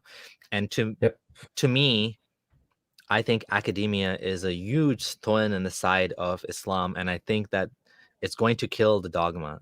Dogma Yes. cannot survive academia, No. which is why Yasir Qadhi, Nouman Ali Khan, all of these guys have said that. Well, Yasir Qadhi said about himself, like, this guy's a scholar, studied in Medina for so many years, and he did not leave unscathed. He was affected by what he studied at Yale. Nouman Ali Khan said that he knows many Muslims that studied at Harvard or whatever, MIT, whatever. Like they go and they study Islam, and they don't leave Muslim. They're not Muslim anymore because they can't. Exactly. Your dogma doesn't survive because that's why it's like, I don't know if that's why it's dogma, but like, it's not rational. It's not based on evidence. It's just a blind belief. And once you face the truth, you can't look at it the same way ever again. It's just not possible. I know one guy that works with Nouman Ali Khan, Baina Institute. And when I was initially leaving Islam, going through that phase, I had people contact me, try to help me, because I used to run a website and people knew me and stuff. Okay. And so I was hooked up, connected with this guy, and this guy was emailing back and forth. And I asked him, like, he said, he sent me this long email, and he's like, I had problems with the stories in the Quran, so I left Islam. And I, like, the same issues I had, the stories all made up. And then I said, well, what happened? Because obviously you're Muslim and you're doing this thing and you're trying to help me come back to Islam. He's like, I decided that I would rather be Muslim and believe the stories and metaphors than not be Muslim. And I was like, I didn't, to me, that's not coherent, but that was his take. And I asked him, I said, can I publish this emails? I would love to share this with others. He's like, no. But like, the point is, there's this guy that's involved in Dawah that when he started reading about the stories and the sources for these stories and all of these things, it just took away his faith, because you can't keep your faith, because now you realize where the stories came from, and it's no longer possible to see it the same way. So he became Muslim again, but he's not the same type of Muslim that he was before. Right? He's now a metaphor. I don't even know what type of Muslim that is, because the Quran, again, it claims to be telling the actual stories. It's not just like, it's not Aesop's fables of the tortoise and the hare. These are like supposedly things that actually happened, right? So exactly, they're supposedly historical events. So we should be able to find evidence for them. Like we said before, this Injil that Jesus was carrying around, in his arm. Where is it? There's no evidence for many other things. We won't get into it this time, but basically it lacks backing by historical evidence, and historians find. The best thing about this is that these historians, this is why I like looking at the Old Testament, and like, I guess scholars of the Hebrew Bible and just that period in general, they don't attack Islam. They don't have Islam in mind at all, right? But it implicitly, it affects the fundamental beliefs, the core beliefs of Islam. And just like critically, right? It's just brutal. And ironically, when people ask me all the time. I mean, it's getting kind of old, but on TikTok, I'm kind of new on TikTok, so I get the same questions that I've dealt with like for so many years. Why do you only attack Islam? We're not only attacking Islam. We're looking at all of the religions in a very wholesome way, and in the context, a lot of the things I say about Islam would apply to all the other religions too. I'm an atheist. Everybody knows that. But especially in your case, it's even more explicitly a global issue with all the Abrahamic religions, right? Correct. Yeah. I feel like without without sugarcoating it, I guess my aim, I guess fundamentalism affected me personally on a personal level, because I believe these things to the core, and it divided me, separated me from my family, for a while. So that's one thing, but I realized that fundamentalism, when you have these beliefs that you won't give up regardless of this blood connection you have with people, then you have to really question whether that is worth it, right? Does it actually stand up to criticism or not? And it wasn't just from Islamic perspective, although that is my end target, because we know you don't really hear of Christian terrorists. Yeah, like, I mean, I know it's a little bit polemical. I don't know, people out there might not like to hear that. You don't hear of that. You might want to call the Israeli, soldiers terrorists, maybe, but you don't really hear people, doing things because their faith tells them to. Their faith is not telling them to become terrorists and to fight people. The only religion that does that, and the only religion, I guess, where you can point to your own texts and your own examples and etc., different things to make you fight and go and harm other human beings, is Islam. Unfortunately, that's the case. So fundamentalism in Islam is my end goal. That's the fact. That's the truth. You mean battling it? Battling it, yeah. Yeah. That's my target. I would mostly agree with what you said. I don't think it's unique to Islam, but I do think that at the moment, at the current point in time that we are right now, it is a huge threat. And sometimes people might bring up something like stats in the US that show that right-wing terrorism is much worse than, say, Islamic terrorism in terms of deaths, which is true. But in a sense, that's because the US has dealt with it. You know what I mean? They've managed to put a lid on it, which is now other issues are coming up. But if you look at globally, I see, yeah. if you look at globally, fundamental, like extremist Islam is a big problem. It is because it's not going away. Taliban, Boko Haram, Al Qaeda, like it's just never ending problem that's going to plague humanity until the day of judgment. It's just not going to go away. And like we need to talk about these things. And you're right. This is the antidote to fundamentalism. What we're doing is the antidote, and we need to keep doing it. You what you said really resonated with me, that you paid a personal price, which is why many of us, we talk about Islam because we were Muslim and we know what it's like, and we understand that if we don't do this, well, the dawah is going to overwhelm people and the people are going to convert on false premises. So we got to keep doing this, Exactly correct. Yeah, we have to combat that. I think a lot of it's happening in the UK. You hear of numbers exploding over there because, for a plethora of reasons, there could be, the loneliness aspect, right? Because Islam offers that brotherhood, sisterhood, etc. And that community that people lack, when I guess they lose their faith in Christianity, etc. That might be one of the reasons. And yeah, like I said at the beginning, a lot of the theological kind of explanations can't, on the surface, they on a very shallow level, they're appealing. Yeah. And, I always wonder about the community thing, because if you're like a Christian, you do have a community, you have a church and stuff, but for some reason people, they don't see that, and then they want to jump to Islam, and now they have this community that's very conditional. It's a very conditional love. It is more conditional. They will accept you. You go like, you see all the time, people come with the tattoos they're told off at the mosque.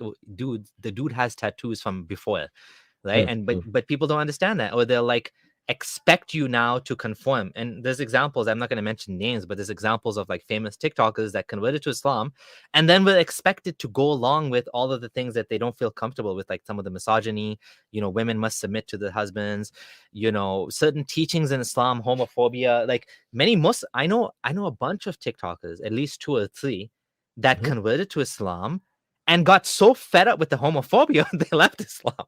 Because they're like, that I don't want anything to do with this, but the Muslim community expects you to, we'll give you 100,000 subscribers overnight, which is what happens to a bunch of them.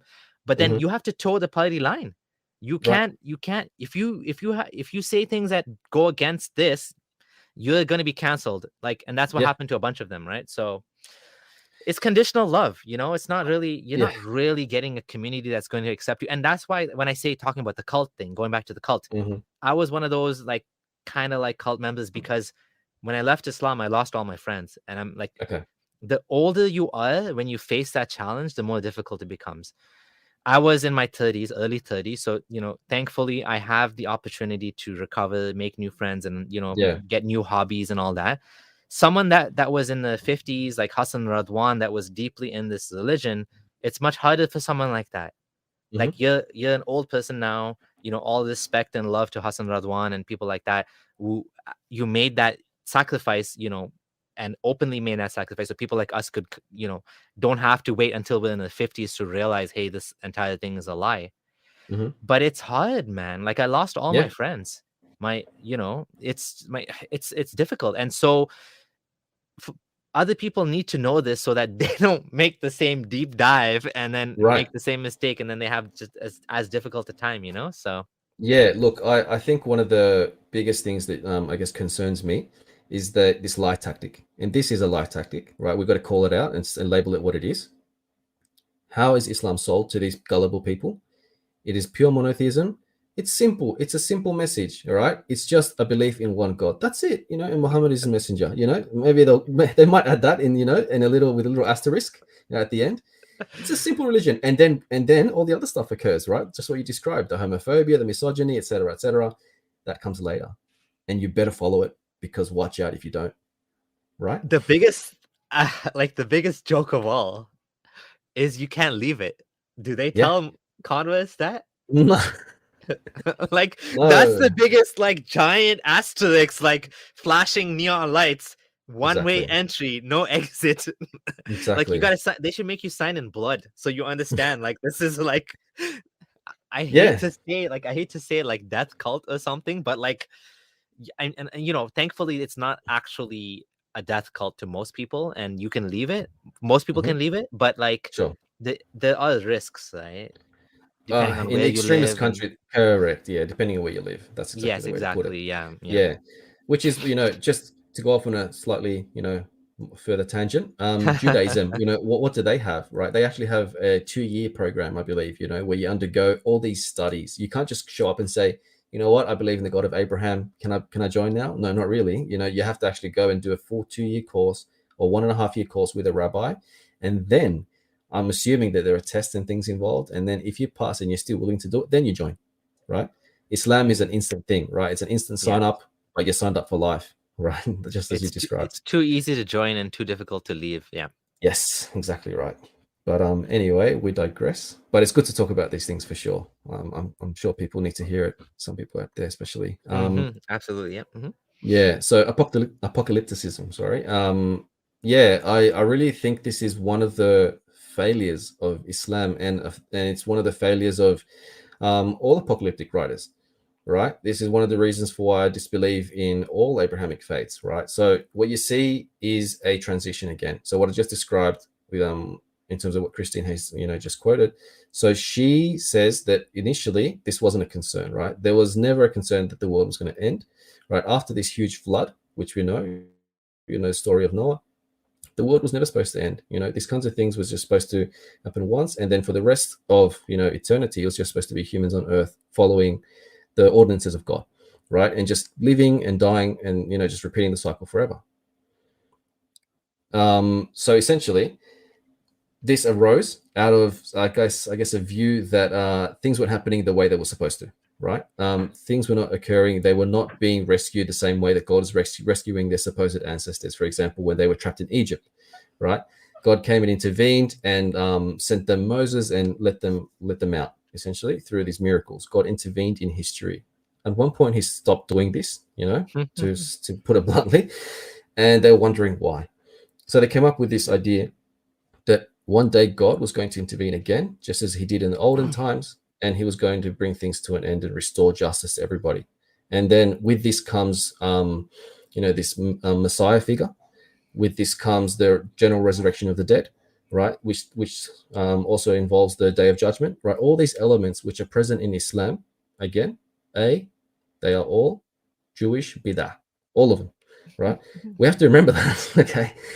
And sorry, go ahead. I was just gonna say the thing is Muslims would just say that if you present some of these evidences to them, the problem with the Muslim worldview is this: they will just say those previous religions are corrupted, and Right. my Yeah. religion is the true. Because, for example, the biggest example to me is the paganism that's clearly part of Islam. Like there's like pagan elements to the religion, and even the companions of the Prophet were like uncomfortable with doing some of these things because they used to do these things in Jahiliyyah, meaning the pre-Islamic times. For example, walking between Safa and Marwa. This is now a part of Hajj and Umrah. Yeah. But there used to be two idols on these hills that there's a story behind it, anyways, to digress. But the point is that's clearly paganism. Yeah. Going around the thing 7 times, all of that stuff. But because Allah approved it, it's like Islamic. It's no longer paganism. It's now Islamicized, right? So, I see. Okay. Yeah. but we can No, try it. I, We I can try think it, I think I think you're right. Many people who I guess present this information to, they say the same thing, right? They have this blanket response, which is nice and easy, so convenient. That's a Christian problem. That's a Jewish problem. We have the Quran, right, which is straight, direct from Allah. Doesn't matter what historians say. Doesn't matter what this, and that. It was all corrupted, right? That's the blanket response, and it's It's so a good. easy. It's a cop out. It's a cop out. It's a get out of jail card. I love how Yeah. you recite, you say the Arabic with the Quran and Allah. You say it well. Thanks. And probably another reason why people say Apostle Aladdin's twin. In regard to what you said about it's a good question. I sometimes ask people this. I sometimes stop and ask people, if I presented evidence to you from the historical perspective that this is false, Mhm. would it make a difference to you? If they Right. say no, I'm like, okay, there's no point talking to you, because clearly you've pre-decided, you've already decided. So this is not, you're not looking for Mhm. evidence. You're not going to be convinced by evidence. Your view is unfalsifiable.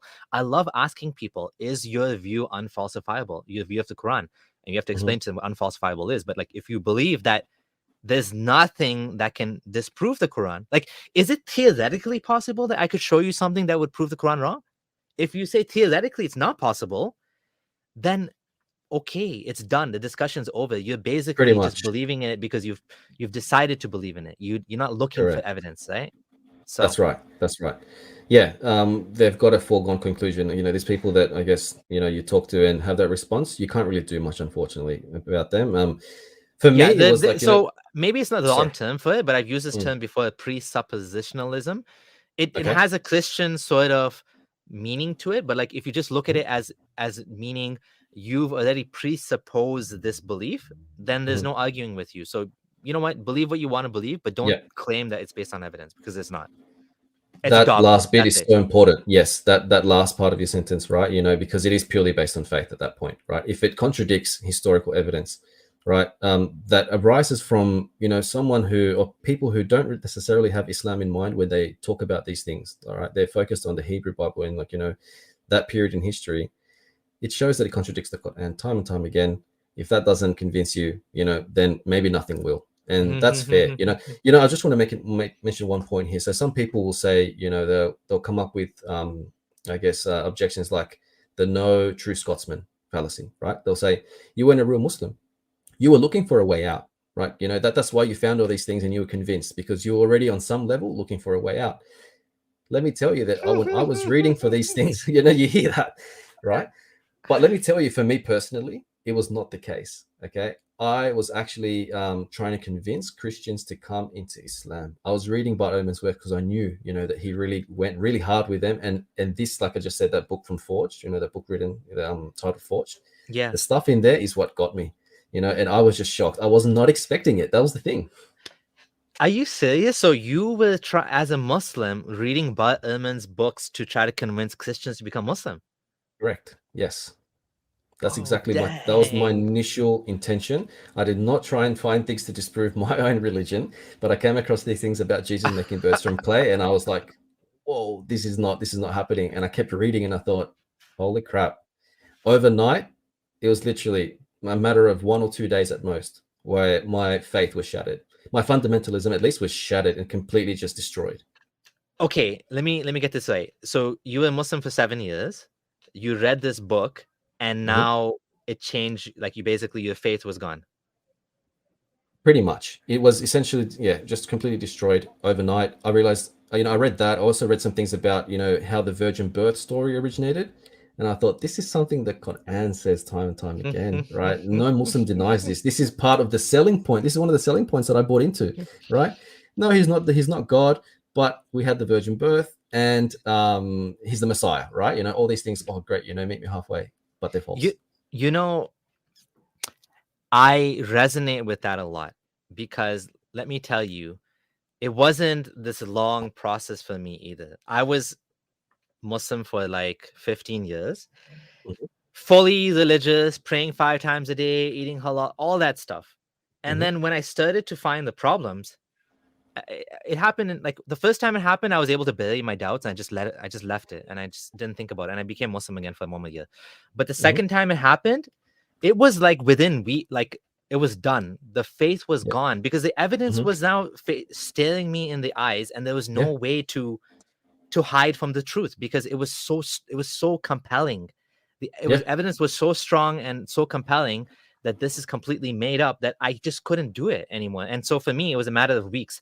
I was like reading everything I could find, every single blog I could find. I was watching videos, and when I finally realized that this is false, I started sharing with other people. People thought I was nuts and stuff on Right. Facebook, Yeah. but I resonate with that, because like once you see it, you can't unsee it. You don't need years.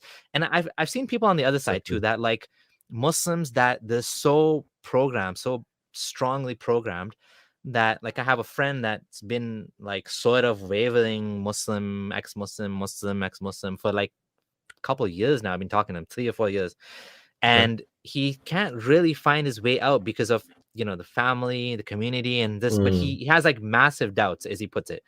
But like Right. he's not able to take that leap of that plunge and just leave it altogether. But Mhm. people like me and people like you, once we see it, it's over. There's nothing Pretty left. much. There's no, No. you know.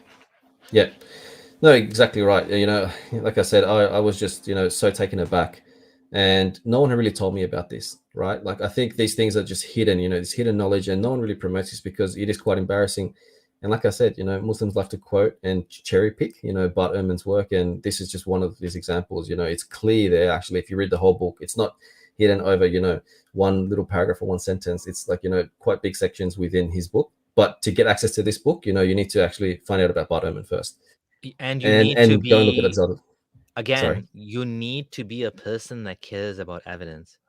Right. I think the thing that we have in common, me and you, is both of us converted to Islam on the premise that it's true.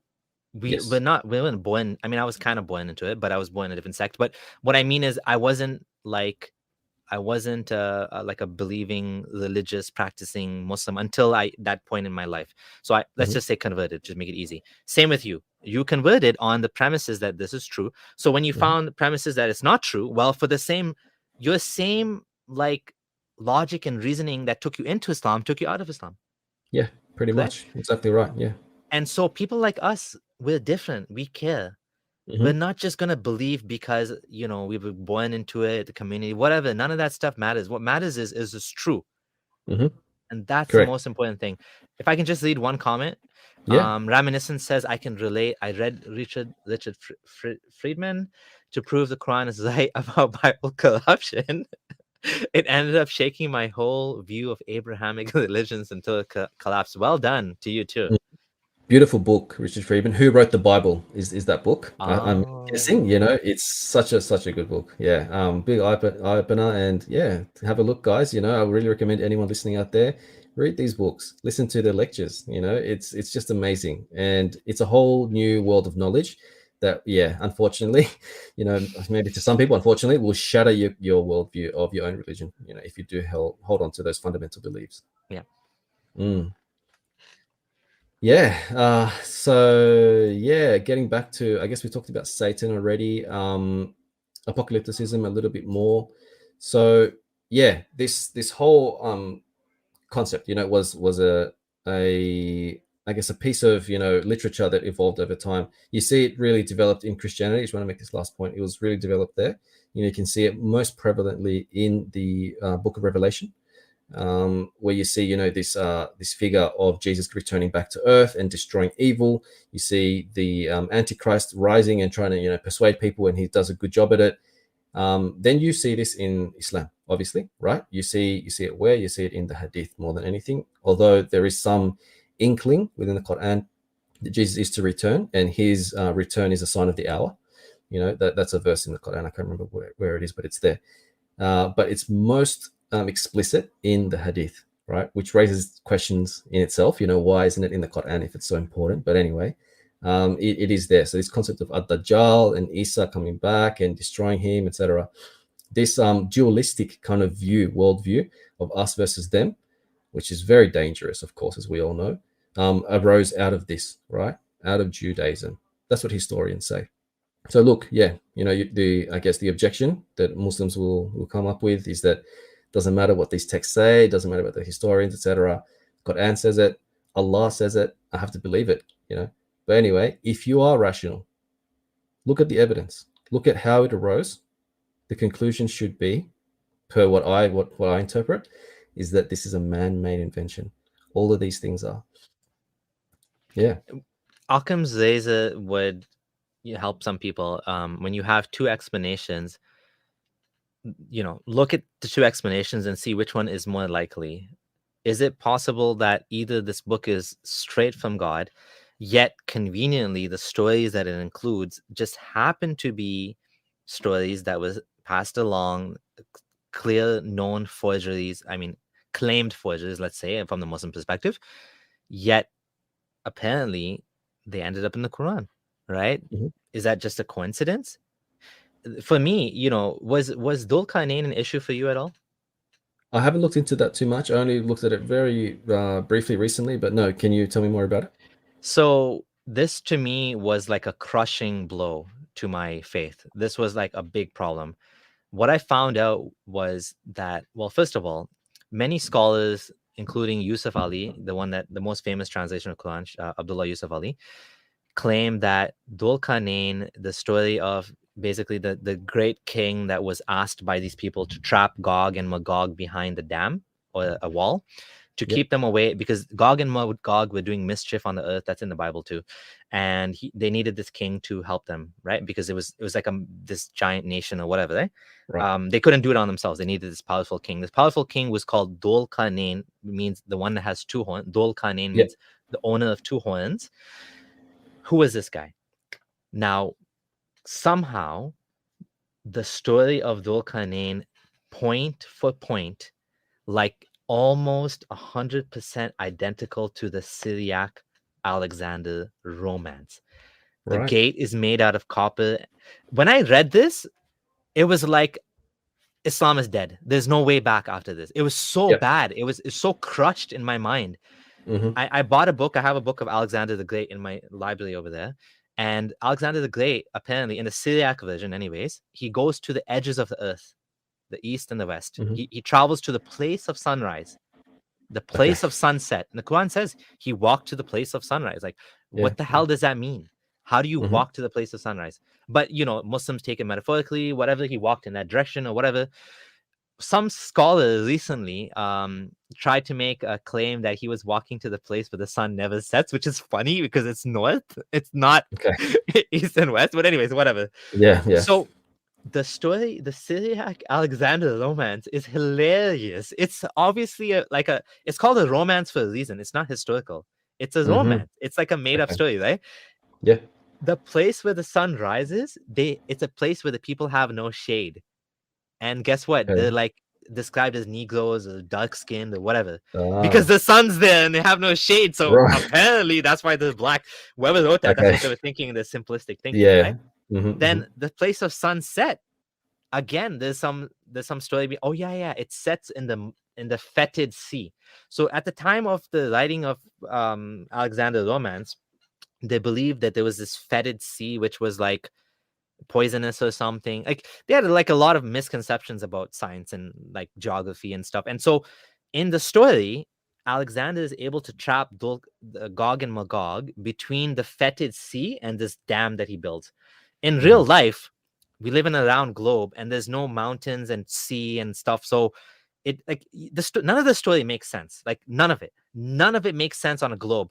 But like there's even like maps of this flat earth where some Islamic scholars have shown how he trapped them behind the gate and this and that, Okay. and between this fetid sea. And the Quran kind of like implies a lot of these things. It kind of implies the fetid sea, and implies the sun going into the fetid sea.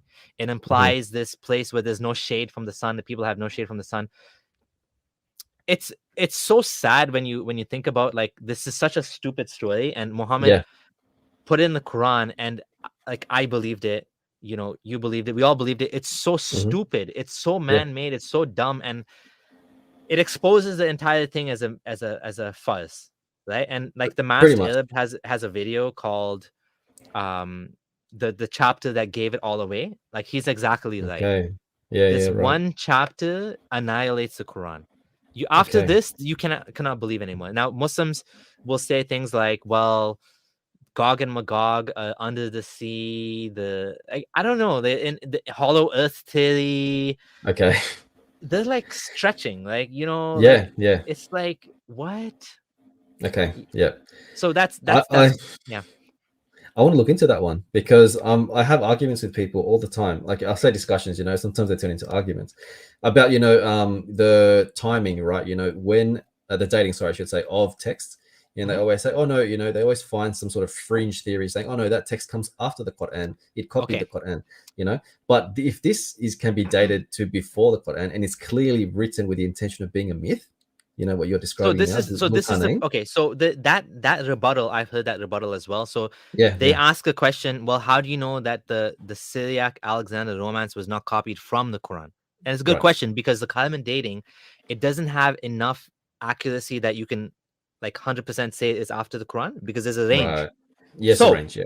but like after I looked into a little bit more, like what I found is that this meme of Alexander, it goes back to Jewish stories, Jewish Okay. folk tales. Like it actually goes even further back Yeah, than yeah. both the Syriac romance and the Quran. There's an earlier version of the story that has the same elements Okay, I from the see. Jewish Yep. folk tales. So basically, this thing goes back to Jewish stories again, which is Yeah. kind of funny. But yeah, academics say that like this story has been around for a very long time. But the point is, it's obviously totally fiction. Yep. The actual historical Alexander, some people say he was a homosexual. Okay. Clearly, forget that. Clearly, he was a pagan. Like he was not a worship. He was not a monotheist. No. 100% he was not a monotheist. So Yeah. now Muslims will say things like, well, Alexander, it wasn't Alexander. He's just some unknown king. Some people say he was Cyrus the Great. And that's just stupid. Okay. But the more common like apologist response is that Alexander was actually Dulkarnain was actually some unknown king Okay. How that convenient. somehow matches the Alexander Syriac romance Right. 100%. But just forget Yeah. that. None of that matters. He's an No, unknown of king. course. He has two horns. Yeah, the coins of Alexander depict him as having two horns as well. Oh no, that's just coincidence. Like, yeah, okay, sure. That's the Let's just problem, right? Yeah. That's what they can always rationalize, okay? If you've come to that conclusion that it must be true, you'll find anything to prove that you're right, right? You'll I guess, yeah, just swipe everything else under the rug, you know, and just say, you know, it's all rubbish, it's all just like coincidental. That's what you can hear all the time. can I share one? I want to share one comment here. Oh Gog yeah. was a prince, son of Joel, leader of Mesech and Tual tribe from the land of Magog. Again, this is the broken telephone in action. Yeah. That's Yeah. another thing I realized when I looked into it. Gog from Magog became Hmm. Gog at Magog. Right, right. Okay, how interesting. Yeah. The more you look into things, right, the more it unravels and the less It's it like makes sense. it's a guy called Gog from a town called Magog. Now it's Gog Ah, and Magog. Now it's yeah, like two two tribes. separate entities. Yeah, It's yeah. changing. The story is changing. Hmm. It's like I'm getting so emotional because it's like we get emotional. I get emotional because I feel so dumb. Like I feel like how could I believe? Well, obviously I never looked into it, but it's so obvious, right? And If people you look argue with into it. us. When you look into it, it becomes Yeah. so it just unravels. Hmm. Hmm. You know? Basically, yeah. Personally, you know, my story was, you know, I came to the conclusion that there was an Abrahamic God, right? That was already something that was undebatable for me. And there was this historical figure called Jesus, and he was the Messiah, you know, all these little conclusions that I had come to accept, you know, regardless of anything. So Islam was a natural path for me, you know, because I wanted that connection, as I described before. And again, I didn't look into these things, right? I didn't look into how historically accurate it is. What were the sources, you know, that I guess made their way into the Quran. I don't like to use the word copy because copy suggests, you know, may suggest plagiarism. But it was definitely a kind of like it has a common source, or it has an older source that is almost identical, you know, if not exactly identical, which proves that it was man-made, you know. And I think what people have to realize, what Muslims have to realize, is that these stories were being circulated and were being treated with equal historical importance, right? All of them were. Just because some were in the Bible, some were canonical, some were not, you know, and some were even you know, have nothing to do with religion, like, you know, per se. There were stories that were circulating at the time, and people believed them, you know, one way or another. I guess Muhammad equated all of them as being all historically accurate, you know, being historical events that actually occurred, and just included them in the Quran. That is the real crux of the issue. That as time has passed, we are starting to understand what's fiction and what's not fiction. At that time, it wasn't clear at all, No distinction. Yeah, right? And exactly. and and Yeah. the funniest thing is like the stories about Alexander the Great. Honestly, if you read it, you'll laugh. He went under the bell. This one didn't end up in the Quran because it wasn't in the Syriac version. He went in a bell under the ocean. Like the funniest, like coolest stuff. Like Right. this guy was Yeah. amazing. He was Okay. a real hero. You know what I mean? Yeah. Yeah. Yeah. But like sadly it wasn't true, and the real historical Alexander didn't go in a bell to the bottom of the ocean or whatever. Surely He was not. a worshiper of multiple gods, not a Yeah. monotheist. But of course, like, how did Muhammad didn't know better? So No. once you see that, you can't unsee it. It's just like, you have to decide then, are you brave enough to face the truth and to face reality without Allah? Yeah. Correct. Which some of us are and some of us are not. So it is a bit terrifying, because like growing up with, having that, I guess that, father figure almost, that sky daddy, that's the way people describe it, in the sky, who looks out for your best interest, right? Like regardless of what happens to you, good or bad, you always have that, that figure to rely back on. You can always ask and petition him for different things. Losing that, it was almost like losing a best friend for me. It was quite hard emotionally, but I got through it, and I encourage anyone who's having these doubts, look into this. It's not just one example, it's numerous, it's countless. I would say that almost every single story in the Quran has an earlier source, and some of these are forgeries and basically, not historical. And you have to ask yourself, why does it contradict the Quran? Why does Muhammad, my prophet, tell me that these are true, when historians and everything else that modern research has demonstrated shows that it's not? It's really false. Well said. That's a great way to end it. And Al-Mualim, I just want to say thank you for coming on here. We got to do this again with slides. Yeah, this was great. I mean, honestly, we vibed a lot. I totally resonated with like everything you were saying. You gave me a lot of good resources to read into a little bit more. So if you can, I'll post the links. Those of you who have just joined or who missed the beginning, do check out Al-Mualim's YouTube channel. I've put it in the description now. And I also have linked his TikTok account. So he's more active on TikTok right now. But, going forward, he's going to be uploading YouTube videos. So do subscribe to his channel. Check it out. And, like he said, be brave, face your doubts. There's a light at the end of the tunnel. Things may seem gloomy and dark without Allah, but life does get better. I mean, it's a challenging phase, but you will get there. And as Music Guy was 20 is saying, don't forget to like the video, subscribe to the channel, and ring that bell for notifications. And as well, join the Patreon if you can afford it. Thank you, everyone, for coming and joining us tonight. And Merry Christmas to everyone that's celebrating. And wish you guys a Happy New Year. Hopefully, we'll see you for another live stream before that. But if not, have a Happy New Year. And check out Al-Mualim's channel. Bye, everyone. Thanks so much. See you guys.